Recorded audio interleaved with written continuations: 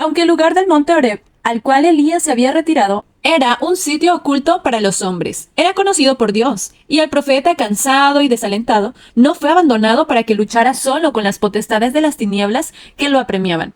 En la entrada de la cueva donde Elías se había refugiado, Dios se encontró con él, por medio de un ángel poderoso enviado para que averiguara sus necesidades y le diese a conocer el propósito divino con Israel. Mientras Elías no aprendiera a confiar plenamente en Dios, no podía completar su obra en favor de aquellos que habían sido seducidos al punto de adorar a Baal. El triunfo que había alcanzado en las alturas del Carmelo había preparado el camino para otras victorias aún mayores, pero la amenaza de Jezabel había desviado a Elías de las oportunidades admirables que se le presentaban. Era necesario hacer comprender al hombre de Dios la debilidad de su posición actual en comparación con el terreno ventajoso que el Señor quería que ocupara. Dios preguntó a su siervo: ¿Qué haces aquí, Elías? Te mandé al arroyo Kerit y después a la viuda de Sarepta. Te ordené que regresaras a Israel y te presentaras ante los sacerdotes idólatras en el monte Carmelo. Luego te ceñí con fortaleza para guiar el carro del rey hasta la puerta de Jezreel. Pero ¿quién te mandó a huir apresuradamente al desierto? ¿Qué tienes? ¿Qué haces aquí? Con amargura en el alma, Elías exhaló su queja. He sentido un vivo celo por Jehová, Dios de los ejércitos, porque los hijos de Israel han dejado tu pacto, han derribado tus altares y han matado a espada a tus profetas. Solo yo he quedado y me buscan para quitarme la vida. Invitando al profeta a salir de la cueva, el ángel le ordenó que se pusiera de pie ante el Señor en la montaña y escuchara su palabra. En ese momento pasaba Jehová, y un viento grande y poderoso rompía los montes y quebraba las peñas delante de Jehová. Pero Jehová no estaba en el viento. Tras el viento hubo un terremoto, pero Jehová no estaba en el terremoto. Tras el terremoto hubo un fuego, pero Jehová no estaba en el fuego. Y tras el fuego se escuchó un silbo apacible y delicado. Cuando Elías lo oyó, se cubrió el rostro en el manto, salió y se puso a la puerta de la cueva. No fue mediante grandes manifestaciones del poder divino, sino por un silbo apacible, como Dios prefirió revelarse a su siervo. Deseaba enseñar a Elías que no es siempre la obra que se realiza con la mayor demostración la que tiene más éxito para cumplir su propósito. Mientras Elías aguardaba la revelación del Señor, rugió una tempestad, fulguraron los relámpagos y pasó un fuego devorador. Pero Dios no estaba en todo esto. Luego se oyó una queda vocecita, y el profeta se cubrió la cabeza en la presencia del Señor. Su petulancia quedó acallada, su espíritu enternecido y subyugado. Sabía ahora que una tranquila confianza y el apoyarse firmemente en Dios le proporcionarían siempre ayuda en tiempo de necesidad. No es siempre la presentación más sabia de la verdad de Dios la que convence y convierte al mal. Los corazones de los hombres no son alcanzados por la elocuencia ni la lógica, sino por las dulces influencias del Espíritu Santo, que obra quedamente y sin embargo en forma segura para transformar y desarrollar el carácter. Es la queda vocecita del Espíritu de Dios la que tiene poder para cambiar el corazón. ¿Qué haces aquí, Elías?, preguntó la voz, y nuevamente el profeta contestó: He sentido un vivo celo por Jehová, Dios de los ejércitos, porque los hijos de Israel han dejado tu pacto, han derribado tus altares y han matado a espada a tus profetas. Solo yo he quedado y me buscan para quitarme la vida. El Señor respondió a Elías que los que obraban mal en Israel no quedarían sin castigo. Iban a ser escogidos especialmente hombres que cumplieran el propósito divino de castigar al reino idólatra. Debía realizarse una obra severa para que todos tuvieran la oportunidad de colocarse de parte del Dios verdadero. Elías mismo debía regresar a Israel y compartir con otros la carga de producir una reforma. El Señor ordenó a Elías: Ve, vuelve por el mismo camino hacia el desierto de Damasco. Llegarás y ungirás a Hazael como rey de Siria. A Jehú, hijo de Nimsi, lo ungirás como rey de Israel. Y a Eliseo, hijo de Safat, de Abel Meola, lo ungirás como profeta para que ocupe tu lugar.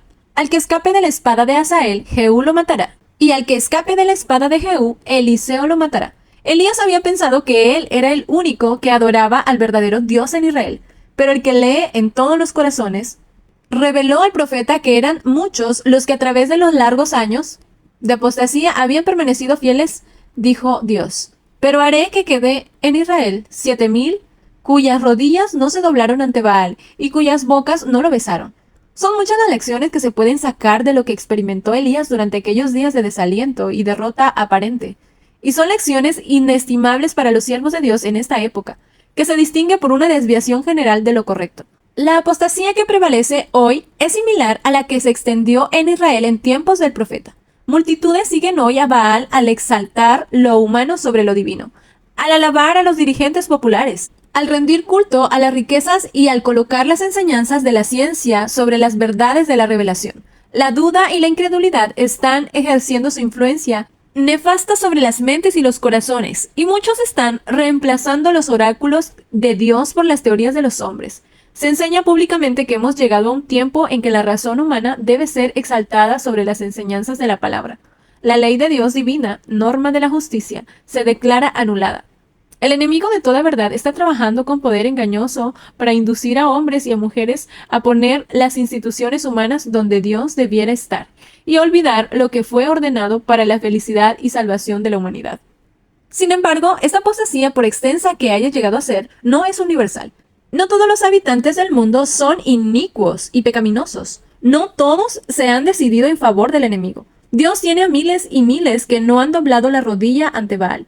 Muchos que anhelan comprender más completamente lo que se refiere a Cristo y a la ley. Muchos que esperan contra toda esperanza que Jesús vendrá pronto para acabar con el reinado del pecado y de la muerte. Y son muchos los que han estado adorando a Baal por ignorancia, pero con los cuales el Espíritu de Dios sigue contendiendo. Estos necesitan la ayuda personal de quienes han aprendido a conocer a Dios y el poder de su palabra. En un tiempo como este, cada hijo de Dios debe dedicarse activamente a ayudar a otros. Mientras los que comprenden la verdad bíblica procuren encontrar a los hombres y mujeres que anhelan luz, los ángeles de Dios lo acompañarán. Y donde vayan los ángeles, nadie necesita temer avanzar. Como resultado de los esfuerzos fieles de obreros consagrados, muchos serán desviados de la idolatría al culto del Dios viviente. Muchos cesarán de tributar homenaje a las instituciones humanas y se pondrán intrépidamente de parte de Dios y de su ley. Mucho depende de la actividad incesante de los que son fieles y leales, y por esa razón Satanás hace cuanto puede para impedir que el propósito divino sea realizado mediante los obedientes. Induce a algunos a olvidar su alta y santa misión y a hallar satisfacción en los placeres de esta vida. Los mueve a buscar la comodidad o a dejar los lugares donde podrían ser una potencia para el bien y a preferir los que les ofrezcan mayores ventajas mundanales. A otros los induce a huir de su deber, desalentados por la oposición o la persecución. Pero todos estos son considerados por el cielo con la más tierna compasión. A todo hijo de Dios cuya voz el enemigo de las almas ha logrado silenciar, se le dirige la pregunta: ¿qué haces aquí? Te ordené que fueras a todo el mundo y predicases el evangelio, a fin de preparar a un pueblo para el día de Dios. ¿Por qué estás aquí? ¿Quién te envió?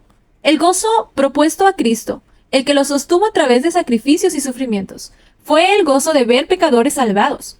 Debe ser el todo de aquel que los siga, el acicate de su ambición. Los que comprendan siquiera en un grado limitado lo que la redención significa para ellos y sus semejantes, entenderán en cierta medida las vastas necesidades de la humanidad.